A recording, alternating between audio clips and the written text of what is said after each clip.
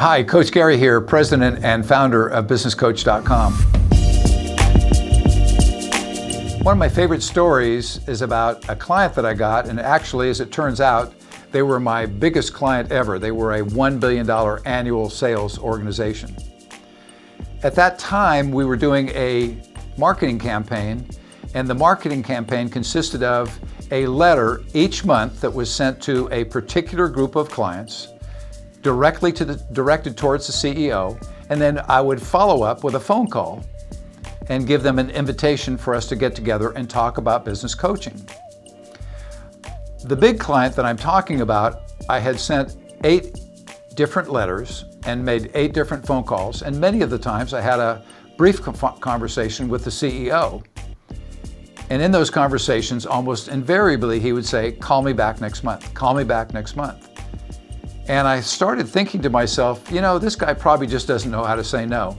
After 8 months, I said, the 9th phone call is going to be the last one. If I can't get him to say yes to a meeting and we can't get together, then I'm done. We'll keep sending the letters, but I'm done phoning him. And sure as heck, as you can imagine, we wouldn't be here having this conversation if the 9th phone call he didn't say, "Come on over, Coach Gary.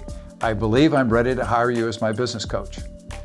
When I walked into Tom's office, he seemed like he might be a little bit put off or disturbed about the fact that I didn't have the agreement written out and everything ready to go so we could get started with our business coaching relationship.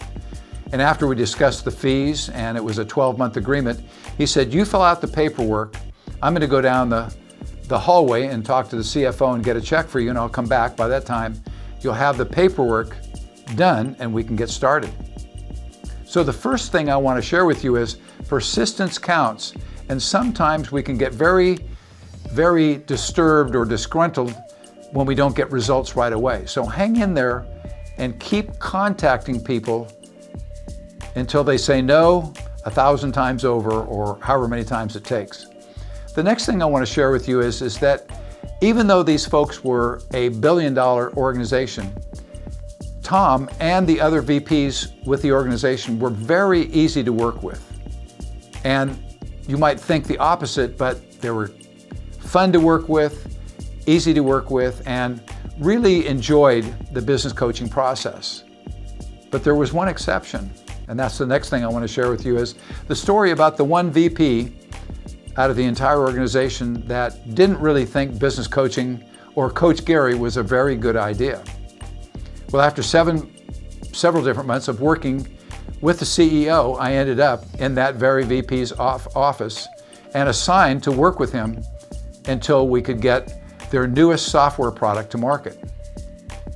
As I walked into the room and met with him the first time, his arms were crossed and he was very intently looking at me like, "I don't really want to be in this meeting." And he says, "I know why you're here. You want to know when we're going to get our software product to market, don't you? That's why Tom sent you here." And of course I agreed, and we started talking, and he loosened up after a little while, but he was still a little uptight and a little frustrated with having the coach be sent to work with him. In fact, for several months in a row, several weeks in a row, whatever it took. So at the end of the first meeting, I recommended a book to him. He read the book during that next week's time period, and when I came back, he goes like, the next week, he says, "I really enjoyed the book." He says, "Do you have any more?" And I said, "Well, I actually brought a book with me that I wanted you to read." He said, "Can you give me 2? He says, "I love reading books and I want to really study up and see if I can gain more knowledge." I came back the next week, which was our 3rd consecutive appointment, and the environment in his office totally changed. He was anxious to see me. He told me he read the books and he said, "This is great.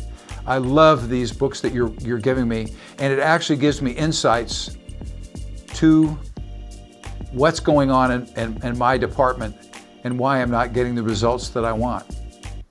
We finished that meeting. I recommended another book, and the next week when we met, he was excited again to meet with me, and again the environment had changed. He had a little table set aside with pens and paper for both of us. He had a jar of candy there, and he declared to me as soon as I walked in the door and sat down, he said, "Coach Gary, I know what the problem is." He says, "I figured it out." And I said, "What's the problem?" He says, the problem is me. Now, having a lot of experience in business coaching at that point, I realized that I didn't want to point the finger and agree with him right away. We talked about it, and I said, if the problem is you, we'll work on that. But let's talk about what you've discovered and why you think the problem is you. And we worked for the next couple of weeks together, and in 90 days or less, we got their product to market. Now, the significance of this is that they had been working with this particular VP of Research and Development for 2 years, and they couldn't get a commitment out of him as to when the product was going to be completed, and the competition was catching up. So this whole process that I'm sharing with you is about being persistent.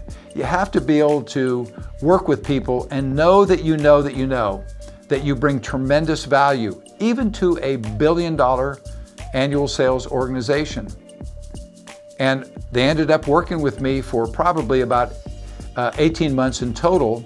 And the first 12 months, they paid me over $100,000 in fees to work with them and work with the CEO and the vice presidents. But here's the end game that I want to share with you. At the 12-month mark, we had a senior VP meeting where all of the VPs from all over the world came together, and they asked me to facilitate the meeting. At the kickoff of the beginning of that very meeting, Tom stood up and he said, we paid Coach Gary $100,000 last year to be our professional business coach. And it was the best $100,000 we spent all year. And of course I was flattered, but what was really significant about that is it gave me the confidence to understand that all of us, and I mean you and me and all of us, if we have a good system, a good process, if we know that we bring to the table a powerful coaching conversation, we can bring value to each and every client that we work with. And I want you to bring that to the table and put that in your heart. I want you to understand and really get your arms around the fact that if I can do it, you can do it.